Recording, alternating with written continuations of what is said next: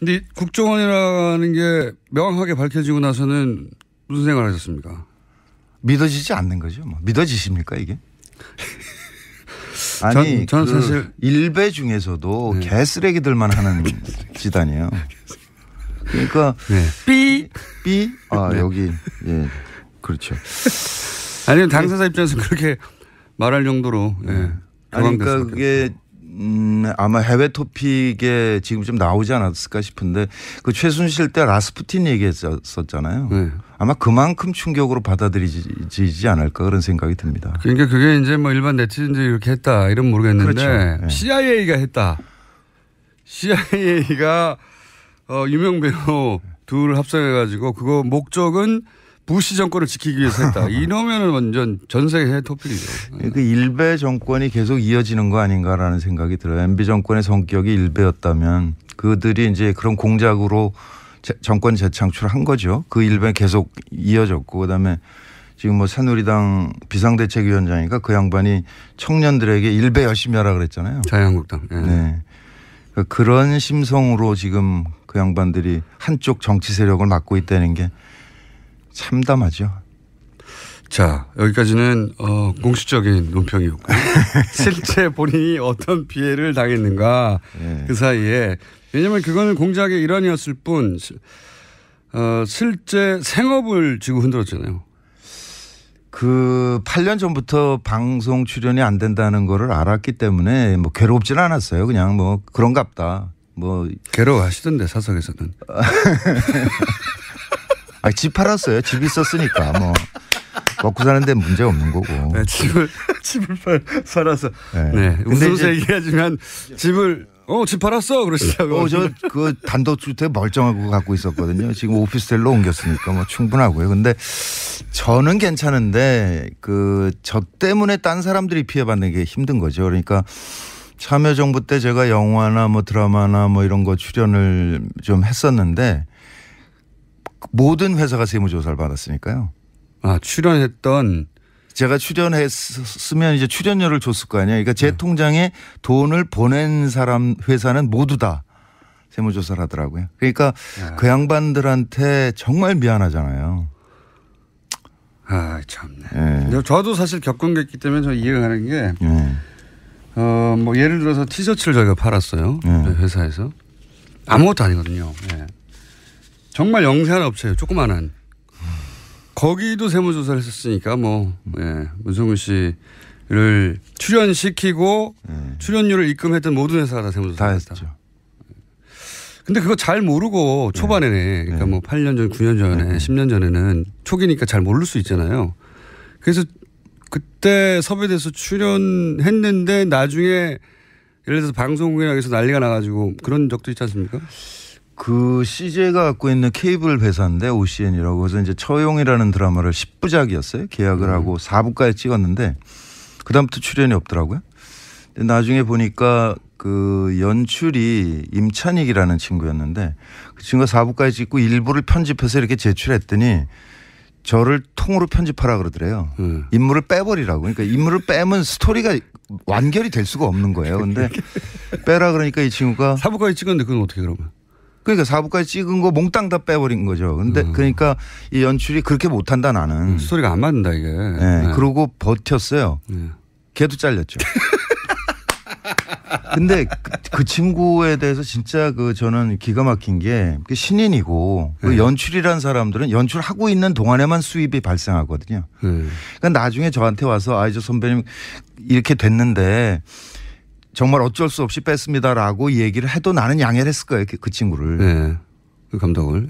근데 수입도 없는 자가 그걸 덜푸덕 거절하고선 잘리더라고요. 그래서 설마 계약이 됐고 이미 사편까지 찍었는데 감독까지 교체하겠나 싶었겠죠. 그리고 또 한 번은 미안했겠죠. 당연히. 그 친구는 저에 대한 의리를 지킨 건데 본인이 날아갔군요. 참 묘한 게 그 이후에 보면 CJ가 그걸 통편집해서 이제 한 다음에 그때부터 지금까지 저한테 단 한 번도 양해의 말을 한 적이 없어요. 아, 미안했다. 그때 어쩔 수 없었다라든가 아니면 누구 한 사람을 보내서 이렇게.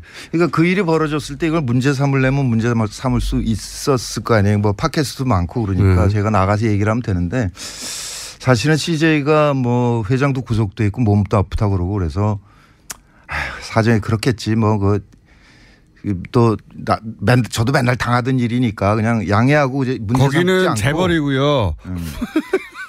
아니 그래서 양해하고 넘어갔는데 누가 누구를 챙겨줄 이 사람들이 아직도 얘기가 없는 거예요. 아직도. 네. 야 이게 뭐 일종의 또 다른 갑질이죠. 네. 자기 고통은 자기 고통이고 자기가 남에게 준 고통은 아무런 관심이 없는 거니까. 그리고 인정해야 되니까 그때 그랬다는 걸. 그럴 수는 있는데 그래도 이건 뭐 비공식입니다. 그러면서 술자리에서 조용히 얘기를 할 수 있을 거 아니에요. 충분히. 그렇다고 이제 문정은 씨가 그거를 공개하고 폭로할 분이 아닌데 왜냐하면 이 얘기도 지금 처음 하시는 거 아니에요. 사실은. 그렇죠. 네. 그런 일을 겪었음에도 불구하고. 근데 지금도 이제 이 방송을 들으신 실제 관계자 여러분은 공식적으로는 아니어도 소주 한잔 하시면서 푸시면 좋겠고. 본인이 직접 그렇게 해서 입은 직접적인 피해만 따지더라도 수익이 당연히 급감하지 않았나요? 그 소득 신고를 못한 해가 많죠. 그렇기 때문에 집을 팔아버렸고. 넉넉해요. 괜찮아요. 근데 이제 제 경우는 그 사실은 이제 유신 때부터 이어진 일이고. 넉넉한데 요즘 왜 밥을 안 사십니까? 이렇게. 지금 이제 출연하고 그러니까 밥 사야죠. 그 고기 먹읍시다. 최근 몇 년간 지금 밥을 안 사시더라고요. 근데 저는 괜찮은데. 물어보면 집 팔았다 그러고 계속. 늦봄 문익환학교라고 있어요. 그 대안학교인데 전남 강진에 있는데 그걸 동아일보가 한번 무슨 종북학교 이런 식으로 그런 취지로 뭐 엄청나게 큰 지면으로 씹었어요. 근데 그거가 소송에서 이제 늦봄학교가 이겼는데 이기면 뭐합니까? 이미 전파된 건 전파된 거고 그래서 지금도 그 학교가 충격을 못 벗어나고 있어요. 그러니까 학생 수도 줄어들고 있고 그다음에 대안학교 경우에는 잘 아시겠지만 그 선생님들이 그냥 헌신하는 거거든요. 거의 최저생계비 수준에 받고 버티고 있는데 그분들이 이렇게 알아눕지를 못해요. 애들 때문에. 그냥 이 화를 지금도 만나면 그 얘기를 하는데. 씨를 말리는 씨를 완전히. 그런 거죠. 주변 뭐 본인은 당연하고 그리고 본인에게 그런 뭐 출연료를 줬던 사람도 당연하고 주변 완전히 씨를 말리는 거죠. 그러니까 이미지를 더 씌워서 하는 게 효과적이라는 거를 뭐 그 대중심리학적으로 분석을 한 거겠죠. 그러니까 그 사진 조작이나 이런 것도 이게 말이 안 되는 짓이긴 하지만 그것을 본 사람들에게 이게 잔상으로 남아서 무의식에 이렇게 침투하는 작전이었을 것이다 이렇게 생각이 되고. 국정원이 무슨 심심해서 만들었을 리도 없고. 그렇죠. 다 계산이 된 거죠. 논두렁 시계라는 말도 심리학자를 동원했다고 하니까. 그랬죠. 그랬다는 걸 보면 대중 이미지가 굉장히 중요한 배우들을 어떻게 다시는 복귀하지 못하게 만들까. 명계남 씨가 복귀가 참 쉽지 않은 게 그 양반 경우에 바다 이야기가 전 국민이 다 아는 것 같아요. 그러니까 그때 지금 되돌아보면 그 한나라당 의원이 그 국회에서 면책특권으로 그걸 발언을 했거든요. 요약하면 명계남 씨가 바다 이야기 소위 이제 도박 거기서 도박 뒷돈을 받아가지고 그 돈으로 문성근 정치에 진출하라고 뒷돈을 정치 자금이 그거다 이렇게 뭐 정권 재창출을 위한 자금을 마련했다 이런 거였죠. 전체적으로는. 그렇죠. 그래서 이제 그 중에 저도 뭐 수백억을 했다는 얘기가 있었는데 그게 그러니까 그 명계남 씨 얘기는 스위스 은행 비밀번호를 까먹었다 그러더라고요. 그 친구는 임플란트 할 돈도 없거든요. 그러니까 이거는 풀어줘야 돼요. 그래서 검찰에 출두하면 그거는 꼭 물어보려고 그럽니다. 근데 아마 자료가 너무 많아서 지금 못 찾을지도 모른다라는 생각도 들고요. 그게 이제 그러니까 탄핵 국면으로 들어가면서 파기를 시작을 했을 거 아니에요. 근데 그 옛날 건 안 했을지도 모른다. MB 정권 시절 거는. 그 흔적이 좀 남아서 지금 나오고 있는 건데. 네, 그런 거죠. 네. 그래서 이제 문정근 씨가 그럼 10년간 뭐 했냐? 주로 등산했어요. 그래서 제가 종아리가 굉장히 단단하고요. 평상시에 어디 뭐 하시냐고. 산이에요, 산. 피톤치드가 너무 풍부해. 막 이러면서. 산에 항상 가 계셨고. 예. 네. 평상시복이 항상 등산복이었습니다. 그래서. 예. 부르는 사람이 없기 때문에 부르지 않는 산으로 가는 거예요. 산에 많이 가셨고. 그 시절 얘기하자면 문화부 장관을 지냈던 네. 이창동 감독님의 이야기도 하지 않을 수가 없습니다. 그분도 물론 그분이 영화를 더디게 만드는 스타일이기도 한데 영화를 만들기 위해서 지원 요청을 한 적이 있잖아요. 네, 그때 그 시라는 영화죠. 그거는 특히 이제 영화진흥위원회는 그 해외 유명 영화제에서 수상한 사람들에게는 조금 더 지원을 하는 게 있습니다. 네, 그렇겠죠, 당연히. 예, 뭐 마스터스 뭐 그런 식으로 해가지고. 근데 그때 임권택 감독하고 이창동 감독이 냈는데 두 명을 뽑기로 돼 있었거든요. 둘을 했는데 되니까 이제 또 다시 뭐 심사를 했다든가 그래요. 네, 그래서 당연히 되겠죠. 당연히 됐는데 시나리오를 빵점을 줬죠. 근데 그 작품이 깐느에서 시나리오상을 받았어요. 그 난리가 난 거죠. 어떻게 깐느가 상 준 거를 빵점을 줬냐 그래가지고 영진이가 그때 뒤집혔었고 네. 그때 영진이 연장했던 친구는 그것 때문에 그랬는지 그 직후에 아무튼 돈 받아먹고 깜빵 갔죠. 뭐 뉴라이트의 이데올로그 같은 사람이었는데. 그러니까 이창동 감독의 시나리오는 사실 얘기가 그전부터 많았습니다. 시나리오 너무 좋다고. 기가 막히죠. 네, 너무 좋다고. 뭐 실제 입증돼서 깐내서 시나리오상도 받았는데 이제 이창동 감독을 지원을 하지 않을 명분을 찾아냈는데 못 찾겠으니까 점수를 매길 때 시나리오를 빵점을 줘가지고. 예. 그때는 이제 그게 블랙리스트였는지 몰랐던 거고. 몰랐죠. 뭐 그냥 마음으로는 알고 있었죠. 그러니까 네. 그 참여정부 끝나고 MB정부가 그 참여정부 때 관계했던 사람들 전체를 다 수사를 했다고 그러거든요. 그래서 문화부에서는 이제 이창동 저 명계남 이렇게 집중 대상이었고 그때 모든 통장을 다 털었고요. 그런데 그 시가 떨어지는 거 보면서 심하게 압박을 하는구나. 그거를 느꼈죠. 근데 장관은 워낙 이런 사안에 대해서 말을 안 하시는 분이라 누구한테 가서 하소연을 하거나. 네, 안 하죠. 네, 안 해서 그냥 아주 크게 불거진다기보다는 대중들은 그런 일 있었구나 하고 정도 넘어갔는데 네. 영화계에서는 뭐 말도 안 된다고. 근데 지금 이제 블랙리스트 때문에 그 피해 사례도 사실 연기자나 진행자들 중심으로 나오지 감독들은 잘 안 나오는데 감독들 경우에 거절하면서 뭐 시나리오가 좀 부족합니다. 이래버리거든요. 그러니까 할 말이 없어요. 네, 그러니까 할 말이 없어지는 거죠. 거기다가 이제 그 모태 펀드라는 거 있잖아요. 네. 그거를 산자부 쪽에 있던 거를 영화 쪽에 끌고 들어온 게 접니다. 제가 영진이 네. 부위원장을 한 100일 한 적이 있거든요. 네. 그러니까 모태 펀드라는 거는 정부나 정부 산하기관이 10% 정도의 돈을 넣으면 민간이 90%를 넣어서 그렇죠. 펀드를 조성해요. 일종의 공적 문화자금이죠. 네. 네. 그러면 이제 그 투자한 사람들이 한 명 간사를 보내서 투자 심사회의를 운영하거든요. 근데 정부 측 10%에 대해서는 우리 때는 그 발언을 안 했어요. 파송을 안 했어요. 그 회의에. 아예. 정부 입김이 갈까 봐. 네. 그러니까 아예 안 했는데. 문학에서 알아서 판단하라고. 그렇죠. 그랬는데 그 정권이 바뀌면서 파송을 시작한 거죠. 그래서 이를테면 그 영화에 송강호가 들어가 있다 그러면 송강호 러닝 개런티가 이렇게 많아. 그냥 그 한마디를 하는 거예요. 그 사람이. 그럼 눈치를 딱 채는 거죠. 딴 사람들은 원하지 않는구나. 그거 빼버리는 거죠. 송강호 씨 정도 되는 그런 레벨의 배우들도 그런 불이익을 알게 모르게 당했습니까? 변호인 이후에 그 친구 한 2년 당했죠. 근데 그 친구는 워낙에 이제 그 티켓 파워가 크니까 네. CJ가 안 하면 네. 워너가 하는 거죠. 네.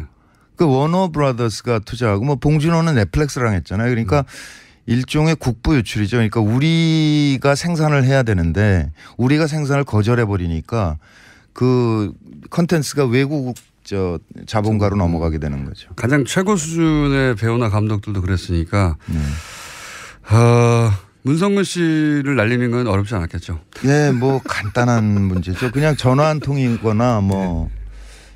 헐리우드에서 픽업할 배우는 또 아니었지 않습니까?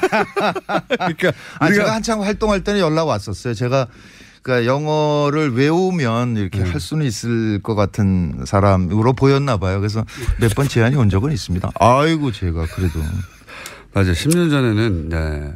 그 10년이면 그런 생각 안 하세요? 아, 이번 드라마 보니까 네. 그렇게 자글자글해요. 그래서 어디 댓글을 보니까 문성근 씨는 연기는 뭐 참을만 한데 너무 쭈글쭈글하다 이렇게. 아니 그 10년을 빼앗긴 게 억울하지 않으세요? 배우로서. 그냥 배우로서는 생활인이 아니라 배우로서. 배우로서는 조금 아쉬운 점은 있을 수 있으나 이게 역사라는 게 시간이라는 게 흐르는 거고 역사적인 이 시점에 저는 저 나름대로 기여하려고 노력을 했잖아요. 그러니까 네. 그것을 영광으로 생각하죠. 네, 그 역사를 등산과 함께 보내시고. 자, 그런데 이게 이제 그런 피해, 지금 말을, 기억나는 대표적인 것만 하셨는데. 그런 세월 동안 실제적으로 피해를 입었고 그리고 본인뿐만 아니라 그런 피해를 입은 사람들의 명단도 나왔고 아마 그 명단 이 또 다른 명단이 있겠죠. 1차 명단이죠. 그러니까 대한민국에서 80명만 했을 리가 없지 않습니까? 그렇죠. 김어준도 없던데요. 저는 대신 소송을 많이 당했잖아요. 그런데 그 분들이 그렇게 사실 정부 국가에 당한 것이고 그리고 경제적으로도 손실을 입었고 한 사람의 인간으로 자연인으로 생활도 잃었고 그리고 배우로서의 직업적인 전망도 잃었고 너무 많은 걸 잃었지 않습니까? 네. 그리고 그게 국가의 부당한 폭력이었기 때문에 이제 소송을 하겠다고 선언하셨잖아요. 실제. 그럼 민형사상 소송을 다 하실 생각이세요? 네, 다 해야죠. 사실 박근혜 블랙리스트 보면 문화부까지 내려간 거는 확인이 된 상태잖아요. 특히 이제 문화부 직원들은 자기 장관 날아가고 국장 날아가고 그러니까 열받아가지고 그 차징을 하고 있었던 거고 네, 그 덕분에 지금 이제 김기춘 씨랑 깜빵을 간 문화부 장관들이 큰 역할을 했죠. 그렇죠. 그런데 지금 MB 블랙리스트는 국정원에서 만들어졌다는 사실만 수사 의뢰가 된 거거든요. 그런데 그 이후에 그게 어떻게 실행됐느냐를 따져봐야 될 거 아니에요. 하나는 문화부를 통해서 영진이로 번역원에 우리 예를 들면 황석영 선배 이런 거는 번역 지원을 안 했거든요. 그런 식으로. 네, 그런 식으로. 꼼꼼하게 했어요. 아주. 네, 그거 내려간 게 있고 또 하나는 KBS, MBC 같은 공영방송이 있고요. 출연 못하게 하고. 또 한쪽에는 SBS나 CJ나 이런 민영 방송들이 있는 거잖아요. 그리고 영화에는 투자사가 있고 제작사가 있고 각각으로 다 압박이 내려갔는데 지금은 맨 위에 상층부에 만들어졌다는 사실만 수사가 되고 있는 거죠. 그러니까 이게 방송사의 대개 본부장이나 사장한테 직접 하거나 본부장한테 하거든요. 그러면 사장이 본부장에게, 본부장이 CP에게, CP가 PD에게. PD는 미안한 얼굴로 와가지고 이해해 주라 이렇게 하고 넘어가는 거거든요. 그러니까 이 중간 단계가 지금 빠져 있는 거죠. 그러니까 요거를 지금 사실 검찰이 인력이 부족한 상태일 거예요. 안원구 정장도 사람이 필요하다고 얘기하시던데 그러니까 너무 많으니까 지금 지금 수사를 못 하고 있는 거죠. 그러니까 우리가 그거를 고발을 하면서 동시에 KBS, MBC, SBS 노조에 이거 나중에 검찰에서 수사 받지 말고 그냥 스스로 알려달라. 정보를 취합을 해봅시다 우리가. 그러니까 나는 본부장한테 들었다. 본부장이 누구는 안 된다고 하더라. 그런 거 조각조각을 모으면 전체 그림이 만들어지지 않겠냐. 그렇겠네요. 그렇게 해야 이 수사도 그러니까 속도가 붙을 것이고 또 하나는 검찰이 지금 손이 못 미치고 있기 때문에 이거를 우리 쪽에서 좀 근거를 좀 만들어서 수사가 편하게 만들어주자. 이거 좋은 아이디어신 게 수사를 받아본 입장에서는 검찰도 그런 일정을 잡고 그 해당 PD나 혹은 본부장을 연락해서 언제 나오냐 조율하고 굉장히 시간이 오래 걸리거든요. 그렇죠. 그분들도 다 이제 생활하고 있기 때문에 그거를 미리 지금 마침 또 KBS, MBC 양대 방송국의 노조들이 파업을 하고 있기 때문에 직접 현장에 가서도 그런 얘기를 하시고 이 방송을 들으신 분들도 아예 그냥 일종의 민간 태스크포스처럼 만들어서 서로 정보를 공유하고 해서 하면 일이 좀 간단해지고 빨라지겠네요. 정보도 많이 모이고. 네, 지금은 일단 민변에 김영민 변호사가 붙었고요. 그다음에 최동욱 변호사께서 변호사라고 그러니까 되게 이상하네. 전 검찰총장. 예. 근데 저는 역사 바로쓰기 차원에서 그분이 검찰총장 하는 게 맞았지 않습니까? 갑자기 또 정연주 선생이 KBS 사장으로 복귀하는 게 맞지 않습니까? 그렇게 볼 수도 있습니다. 예. 네, 그러니까 남은 임기를 하시는 게 맞는 것 같아요. 어찌됐든 그분이 일종의 자원봉사로 참여를 하시겠다고 의사를 밝히셨고. 본인도 당했기 때문에 그 심정을 누구보다 잘 알겠죠. 네, 그렇죠. 네, 누구보다 잘 알아서 저도 그 얘기 들었는데 최동욱 전 검찰총장이 아마 이게 방송으로 처음 나가는 것 같습니다. 검찰총장이 이 블랙리스트의 피해를 입은 뭐 연기자, 배우자, 문화예술인들의 소송을 무료로 변론해 주시겠다고. 네, 그랬습니다. 연락이 왔어요. 네. 대단히 감사드리고요. 저희 방송도 한번 나오셔야죠. 여하간 그러면 그렇게 팀을 꾸려서 혼자 하시는 것도 아니고. 그러니까 참여연대도 같이 하기로 했고요. 그러니까 다른 배우들은요? 다른 연기자. 다른 배우들은 제가 그저께 SNS에 올렸는데 한 5분 정도가 참여를 하겠다고 의사를 밝혀오셨어요. 80분 다 해도 되는 거예요? 아니, 근데 감독들은 안 빠지거든요. 대부분. 근데 그 감독이 42명이나 돼요. 감독. 그 한편에서는 좀 뿌듯하기도 합니다. 그러니까 영화가 굉장히 중요하다라는 거를 MB 정부가 알았었구나. 그러니까 문재인 정부도 영화가 중요한 걸 알아서 좀 지원을 좀 해야 될 텐데. 그러니까 지금 정부 지원이 끊긴 지가 거의 10년 됐어요. 그렇죠. 네, 참여정부 때 하고 그다음에 끊어버리고. 정부는 오로지 화이트리스트라고 소위 국뽕영화만 지원했거든요. 국뽕영화. 네, 그거는 MB 때부터 시작된 일입니다. 그러니까 모태펀드를 통해서 소위 이제 방송국이나 그런 펀드를 동원해 가지고 정부가 권장하는 영화, 건전 영화죠, 소위. 그렇죠. 건전 영화만 지원했고 실제 이런 문화예술계에 지원이 필요한 것은 지원을 끊어버렸어요. 그렇습니다. 죽으라고. 자, 그럼 소송이 이제 막 준비 단계에 들어간 거네요. 그렇죠. 아무래도 이번 달 말 정도까지는 취합을 끝내고 10월 초쯤에는 이제 소장이 들어가야 되겠죠.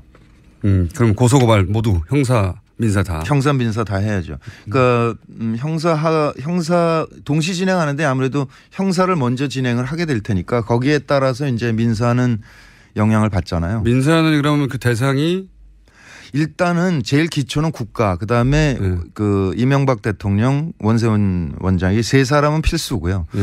세 대상. 근데 이제 MBC 노조 같은 경우는 김재철 사장을 하고 싶어 하는 모양이더라고요. 그건 당연하잖아요. 그러니까 KBS 노조는 또 KBS 사장을 하고 싶어 하고 그래서 이게 아마 좀 폭이 넓어질 거는 같습니다. 알겠습니다. 최동욱 전 검찰총장이 이 문화예술인 블랙리스트 사건의 무료 변론을 받았다는 소식과 함께 이제 막 준비가 시작됐고 이 소식을 아직 듣지 못하신 분들은 문화예술인 중에 혹은 감독들 중에도 문성훈 씨에게 연락을 주시고요. 네, 그리고 방송국이나 영화 투자 제작사에 계신 분들도 연락을 주십시오. 네, 이걸 그냥 넘어갈 수는 없죠. 10년 짜글짜글 해주셨고 회사에 집도하셨고 주로 주요 활동은 등산으로 10년을 보내신 그리고 10년 동안 돈이 없기 때문에 연애도 한번 못하신 자, 우울한 얘기인데 즐겁게 좀 나눠봤습니다. 네. 배우 문성근 씨였습니다. 감사합니다. 네, 반갑습니다. 근데 국정원이라는 게 명확하게 밝혀지고 나서는 무슨 생각을 하셨습니까? 믿어지지 않는 거죠. 뭐. 믿어지십니까 이게? 아니, 전 사실 일베 중에서도 개쓰레기들만 하는 집단이에요. 그러니까 삐. 여기 그렇죠. 아니면 당사자 입장에서 그렇게 말할 정도로 아니, 그러니까 그게 아마 해외 토픽에 지금 좀 나오지 않았을까 싶은데 그 최순실 때 라스푸틴 얘기했었잖아요. 아마 그만큼 충격으로 받아들이지 않을까 그런 생각이 듭니다. 그러니까 그게 이제 뭐 일반 네티즌들이 이렇게 했다 이런 모르겠는데 그렇죠. CIA가 했다. CIA가 유명 배우 둘을 합성해가지고 그거 목적은 부시 정권을 지키기 위해서 했다. 이러면은 완전 전 세계 토픽이죠. 그 일베 정권이 계속 이어지는 거 아닌가라는 생각이 들어요. MB 정권의 성격이 일베였다면 그들이 이제 그런 공작으로 정권 재창출한 거죠. 그 일베 계속 이어졌고 그다음에 지금 뭐 새누리당 비상대책위원장이니까 그 양반이 청년들에게 일베 열심히 하라 그랬잖아요. 자유한국당. 네. 그런 심성으로 지금 그 양반들이 한쪽 정치 세력을 맡고 있다는 게 참담하죠. 자, 여기까지는 공식적인 논평이었고요. 실제 본인이 어떤 피해를 당했는가 그 사이에 왜냐하면 그거는 공작의 일환이었을 뿐 실제 생업을 쥐고 흔들었잖아요. 그 8년 전부터 방송 출연이 안 된다는 거를 알았기 때문에 뭐 괴롭지는 않았어요. 그냥 뭐 그런갑다. 뭐 괴로워하시던데 사석에서는. 집 팔았어요. 집 있었으니까 뭐 먹고 사는데 문제 없는 거고. 네, 집을 팔아서. 네. 웃으면서 얘기하지만 집을 집 팔았어 그러시다고. 저 그 단독주택 멀쩡하고 갖고 있었거든요. 지금 오피스텔로 옮겼으니까 뭐 충분하고요. 근데 저는 괜찮은데 저 때문에 딴 사람들이 피해받는 게 힘든 거죠. 그러니까 4편까지 찍었는데 감독까지 교체하겠나 싶었겠죠. 그리고 또 한 번은 미안했겠죠. 당연히. 네, 그 친구는 저에 대한 의리를 지킨 건데 본인이 날아갔군요. 참 묘한 게 그 이후에 보면 CJ가 그걸 통편집해서 이제 한 다음에 그때부터 지금까지 저한테 단 한 번도 양해의 말을 한 적이 없어요. 아, 미안했다. 그때 어쩔 수 없었다든가 아니면 누구 한 사람을 보내서 이렇게. 그러니까 그 일이 벌어졌을 때 이걸 문제 삼으려면 문제 삼을 수 있었을 거 아니에요. 뭐 팟캐스트도 많고 그러니까 제가 나가서 얘기를 하면 되는데 사실은 CJ가 뭐 회장도 구속돼 있고 몸도 아프다고 그러고 그래서 사정이 그렇겠지 뭐 또 저도 맨날 당하던 일이니까 그냥 양해하고 이제 문제 삼지 않고. 거기는 재벌이고요. 아니 그래서 양해하고 넘어갔는데 누가 누구를 챙겨줄 이 사람들이 아직도 얘기가 없는 거예요. 아직도. 네. 야 이게 뭐 일종의 또 다른 갑질이죠. 네. 자기 고통은 자기 고통이고 자기가 남에게 준 고통은 아무런 관심이 없는 거니까. 그리고 인정해야 되니까 그때 그랬다는 걸. 그럴 수는 있는데 그래도 이건 뭐 비공식입니다 그러면서 술자리에서 조용히 얘기를 할 수 있을 거 아니에요. 충분히. 그렇다고 이제 문정은 씨가 그거를 공개하고 폭로할 분이 아닌데 왜냐하면 이 얘기도 지금 처음 하시는 거 아니에요. 사실은. 그렇죠. 네. 그런 일을 겪었음에도 불구하고. 근데 지금도 이제 이 방송을 들으신 실제 관계자 여러분은 공식적으로는 아니어도 소주 한잔 하시면서 푸시면 좋겠고. 본인이 직접 그렇게 해서 입은 직접적인 피해만 따지더라도 수익이 당연히 급감하지 않았나요? 그 소득 신고를 못한 해가 많죠. 그렇기 때문에 집을 팔아버렸고. 넉넉해요. 괜찮아요. 근데 이제 제 경우는 사실은 이제 유신 때부터 이어진 일이고 넉넉한데 요즘 왜 밥을 안 사십니까? 이렇게. 지금 이제 출연하고 그러니까 밥 사야죠. 고기 먹읍시다. 최근 몇 년간 지금 밥을 안 사시더라고요. 근데 저는 괜찮은데. 물어보면 집 팔았다 그러고 계속. 그가 있었는데. 그게 있어요? 그러니까 그 명계남 씨 얘기는 저 스위스 은행 비밀번호를 까먹었다 그러더라고요. 그 친구는 임플란트 할 돈도 없거든요. 그러니까 이거는 풀어줘야 돼요. 그래서 검찰에 출두하면 그거는 꼭 물어보려고 그럽니다. 근데 아마 자료가 너무 많아서 지금 못 찾을지도 모른다라는 생각도 들고요. 그게 이제 그러니까 탄핵 국면으로 들어가면서 파기를 시작을 했을 거 아니에요. 근데 그 옛날 건 안 했을지도 모른다. MB 정권 시절 거는. 그 흔적이 좀 남아서 지금 나오고 있는 건데. 네, 그런 거죠. 네. 그래서 이제 문정근 씨가 그럼 10년간 뭐 했냐? 주로 등산했어요. 그래서 제가 종아리가 굉장히 단단하고요. 네. 평상시에 어디 뭐 하시냐고 산이에요, 산. 피톤치드가 너무 풍부해. 산에 항상 가 계셨고. 평상시복이 항상 등산복이었습니다. 그래서. 부르는 사람이 없기 때문에 부르지 않는 산으로 가는 거예요. 산에 많이 가셨고. 그 시절 얘기하자면 문화부 장관을 지냈던 이창동 감독님의 이야기도 하지 않을 수가 없습니다. 그분도 물론 그분이 영화를 더디게 만드는 스타일이기도 한데 영화를 만들기 위해서 지원 요청을 한 적이 있잖아요. 네, 그때 그 시라는 영화죠. 그거는 특히 이제 영화진흥위원회는 그 해외 유명 영화제에서 수상한 사람들에게는 조금 더 지원을 하는 게 있습니다. 네, 그렇겠죠, 당연히. 마스터스 그런 식으로 해가지고. 근데 그때 임권택 감독하고 이창동 감독이 냈는데 두 명을 뽑기로 돼 있었거든요. 둘을 했는데 되니까 이제 또 다시 뭐 심사를 했다든가 그래요. 네, 그래서 당연히 되겠죠. 당연히 됐는데 시나리오를 빵점을 줬죠. 근데 그 작품이 깐느에서 시나리오상을 받았어요. 그 난리가 난 거죠. 어떻게 깐느가 상 준 거를 빵점을 줬냐 그래가지고 영진이가 그때 뒤집혔었고 네. 그때 영진이 연장했던 친구는 늦봄 문익한학교라고 있어요. 그 대안학교인데 네. 전남 강진에 있는데 그걸 동아일보가 한번 무슨 종북학교 이런 식으로 그런 취지로 뭐 엄청나게 큰 지면으로 씹었어요. 근데 그거가 소송에서 이제 늦봄학교가 이겼는데 이기면 뭐합니까? 이미 전파된 건 전파된 거고 그래서 지금도 그 학교가 충격을 못 벗어나고 있어요. 그러니까 학생 수도 줄어들고 있고 그다음에 대안학교 경우에는 잘 아시겠지만 그 선생님들이 그냥 헌신하는 거거든요. 거의 최저생계비 수준에 받고 버티고 있는데 그분들이 이렇게 알아눕지를 못해요. 애들 때문에.